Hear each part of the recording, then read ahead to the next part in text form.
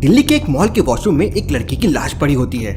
Mall का guard police को phone करता है और कुछ ही देर में पुलिस वहां पहुंच जाती है। पुलिस तुरंत ही मॉल के अंदर मौजूद 3 सस्पेक्ट को पूछताछ के लिए पकड़ लेती है। पहला आदमी बोलता है, सर मैं तो कपड़े खरीदने के लिए आया था और बस अब वापस जा रहा हूँ, मैंने मर्डर नहीं किया। दूसरी औरत बोलती है, सर मैं तो बच्चे का शर्ट लेने आई थी, मैं तो वॉशरूम भी नहीं गई।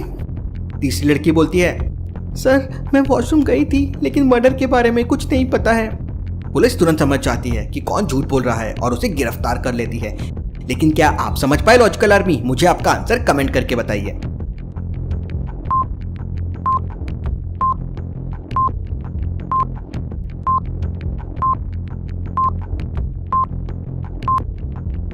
तीनों लोगों ने कहा उन्होंने मर्डर नहीं किया है, लेकिन अब दूसरी औरत के कान को देखिए। उसके एक कान में इयररिंग तो है लेकिन दूसरी की गायब है और वो दूसरी इयररिंग वॉशरूम में डेड बॉडी के बाजू में पड़ी है। पुलिस की नजर जैसे ही उसकी इयररिंग पे पड़ती है, पुलिस ये समझ जाती है कि खूनी कौन है और उसे पकड़ लेती है। चलिए अगली पहेली देखते हैं। राहुल अपनी बहन रेखा के साथ बाजार जा रहा था। तभी राहुल अपनी बहन से बोलता है कि अगर मेरे एक सवाल का सही जवाब दोगी तो मैं तुम्हें चॉकलेट खिलाऊंगा। रेखा जवाब देने के लिए तैयार हो जाती है। देखो सामने 3 बाइक वाले आ रहे हैं, लेकिन कोई भी बाइक चलाकर नहीं आ रहा है।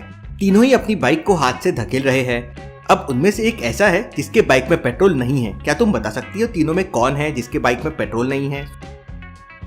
क्या आप बता सकते हैं रेखा ने उन तीनों में कौन सी बाइक को चुना होगा जिसमें पेट्रोल नहीं है? सोचिए सोचिए।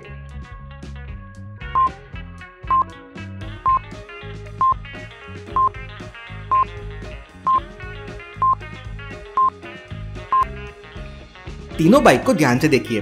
पहले और तीसरे बाइक के टायर पंचर है, इसलिए पहले और तीसरे बाइक को धकेला जा रहा है। लेकिन दूसरे बाइक का टायर तो बिल्कुल ठीक है, लेकिन फिर भी उसे धकेला जा रहा है, यानी कि यही बाइक है जिसमें पेट्रोल नहीं है। रेखा सही जवाब दे देती है और राहुल उसे चॉकलेट खिला देता है। चलिए अगली पहेली देखते हैं। ट्रेन में विकलांगों के लिए फ्री टिकट की सेवा होती है। टीटी को खबर लगती है कि ट्रेन में एक ऐसा आदमी है जो नकली विकलांग बनकर फ्री में यात्रा कर रहा है। टीटी तुरंत ट्रेन में पहुंचकर 3 ऐसे सस्पेक्ट को पकड़ता है जिनके पैर खराब होते हैं। टीटी उन तीनों से उनका नाम और उनके काम के बारे में पूछता है। पहला कहता है, मेरा नाम सुधीर है, मैं हिंदी का टीचर हूँ।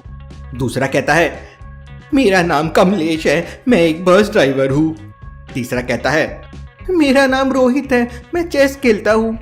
टीटी तुरंत समझ जाता है कि कौन विकलांग होने का नाटक कर रहा है। लेकिन क्या आप समझ पाए लॉजिकल आर्मी? सोचिए सोचिए।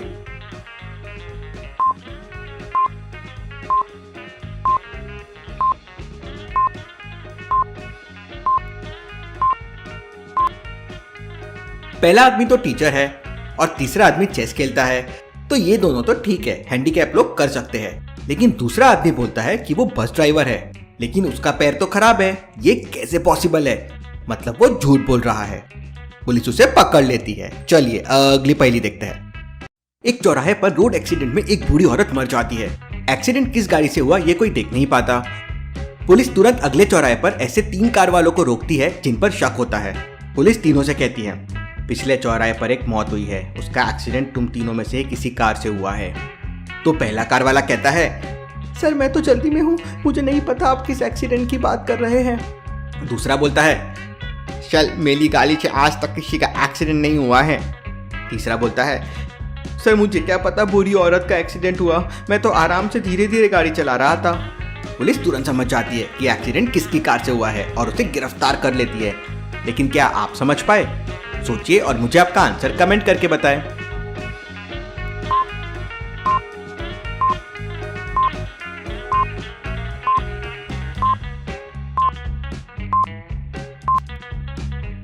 पुलिस ने ये तो नहीं बताया था कि एक्सीडेंट किसका हुआ है, आदमी का, औरत का या बुढ़िया का। लेकिन फिर भी तीसरे आदमी को ये कैसे पता चला कि बूढ़ी औरत का एक्सीडेंट हुआ है? उसी से पुलिस समझ जाती है और उसे पकड़ लेती है। चलिए अगली पहेली देखते हैं। राकेश का एक ऑनलाइन फ्रेंड बोलता है कि तुम्हारे शहर के चौराहे पर मैं खड़ा हूँ, तुमसे मिलने आया हूँ। इतना कहते ही राकेश के दोस्त का मोबाइल स्विच ऑफ हो जाता है। अब राकेश अपने दोस्त से मिलने के लिए चौराहे पे पहुंच जाता है, लेकिन वहाँ 4 लोग खड़े थे। राकेश अपने ऑनलाइन दोस्त से कभी नहीं मिला है तो उसका फेस नहीं जानता है। तभी वहाँ एक बॉलीवुड का हीरो आ जाता है और वहाँ खड़े सभी लोग उसकी फोटो क्लिक करने लगते हैं। लेकिन राकेश तो अपने दोस्त को ढूंढने में परेशान रहता है। क्या आप बता सकते हैं इन खड़े लोगों में कौन सा राकेश का दोस्त हो सकता है? सोचिए सोचिए।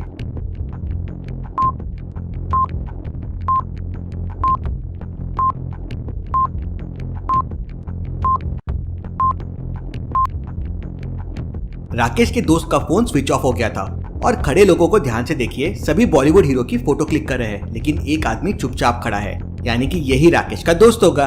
राकेश भी ये समझ जाता है और उससे मिल लेता है। चलिए अगली पहेली देखते हैं। अस्पताल में बहुत भीड़ थी।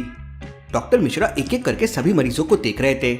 तभी डॉक्टर अपने कंपाउंडर को बुलाते हैं। अब बोलते हैं, किसी ब्लाइंड मरीज का चश्मा यहाँ छूट गया है, बाहर जाके देखो ये किसका है। कंपाउंडर चश्मा लेके बाहर निकलता है तो देखता है कि वहाँ 4 लोग मौजूद है। क्या आप कंपाउंडर की हेल्प कर सकते हैं बताने में कि ये काला चश्मा किसका हो सकता है? सोचिए सोचिए लॉजिकल आर्मी।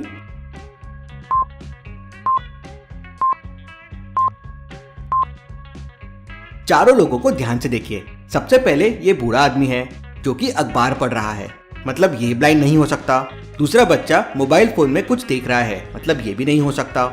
और तीसरी एक औरत है, वो भी अपने मोबाइल में कुछ देख रही है, मतलब ये भी नहीं हो सकती। मतलब चौथा वाला लड़का जो हाथ में स्टिक लेकर चुपचाप बैठा है, वही वो ब्लाइंड होगा और चश्मा उसी का होगा। कंपाउंडर उसे चश्मा दे देता है। चलिए अगली पहेली देखते हैं। एक पुलिस स्टेशन में सारे पुलिस अपना काम कर रहे होते हैं। तभी वहाँ एक इंस्पेक्टर को खबर लगती है कि सिपाही के कपड़े पहनकर एक क्रिमिनल पुलिस स्टेशन में काम कर रहा है और यहाँ का सारा डेटा लीक कर रहा है। पुलिस स्टेशन में 4 सिपाही ऐसे थे जो नए नए भर्ती हुए थे। इंस्पेक्टर उन चारों सिपाही को अपने सामने बुलाता है और उन चारों के आईडी कार्ड चेक करता है और तुरंत समझ जाता है कि चारों में कौन नकली है। क्या आप बता सकते हैं लॉजिकल आर्मी कौन नकली है? सोचिए सोचिए।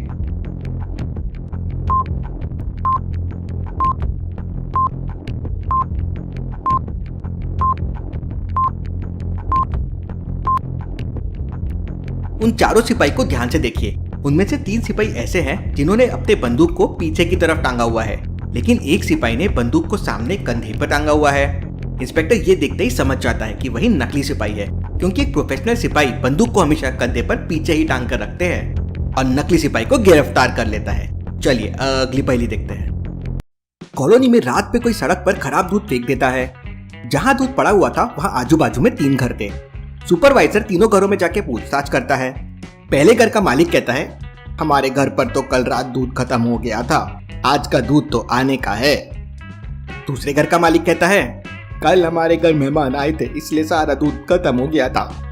तीसरे घर का मालिक कहता है, हमारा दूध तो फ्रिज के अंदर रखा हुआ है, आप चाहे तो देख सकते हैं। लेकिन सुपरवाइजर समझ जाता है कि कौन झूठ बोल रहा है, लेकिन क्या आप समझ पाए कौन झूठ बोल रहा है? सोचिए सोचिए।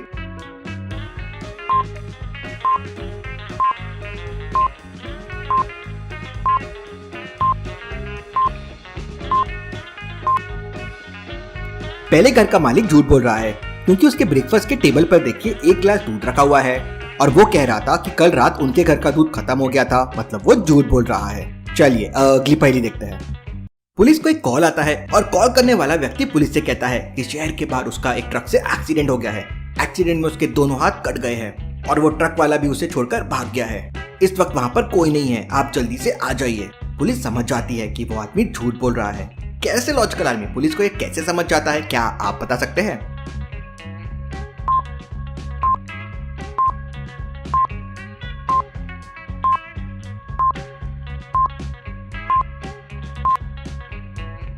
वो आदमी कह रहा था कि एक्सीडेंट में उसके दोनों हाथ कट गए हैं और वहां पर उसकी मदद करने के लिए कोई नहीं है, तो फिर वो कॉल कैसे कर सकता है? उसके तो दोनों हाथ कट चुके थे। इसी से पुलिस समझ जाती है। चलिए अगली पहेली देखते हैं। इन 3 घरों में से एक घर में चोर छुप गया है। क्या आप एबीसी घरों को देख के बता सकते हैं चोर कहाँ छुपा होगा? सोचिए सोचिए।